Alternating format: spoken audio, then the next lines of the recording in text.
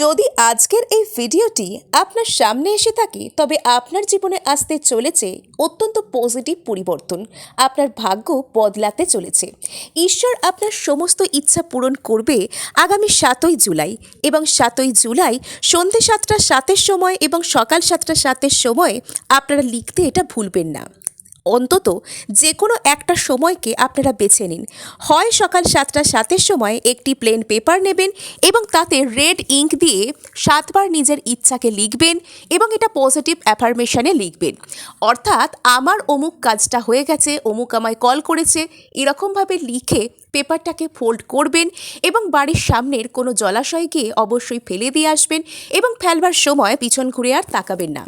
এবং 777 পোর্টালে ঈশ্বর আপনাকে কিভাবে আশীর্বাদ করেছে, কিভাবে গাইড করতে চায় তা জানার জন্য ভিডিওতে যেটা লিংক দেওয়া আছে সেটি দেখতে একদমই ভুলবেন না। অবশ্যই দেখুন।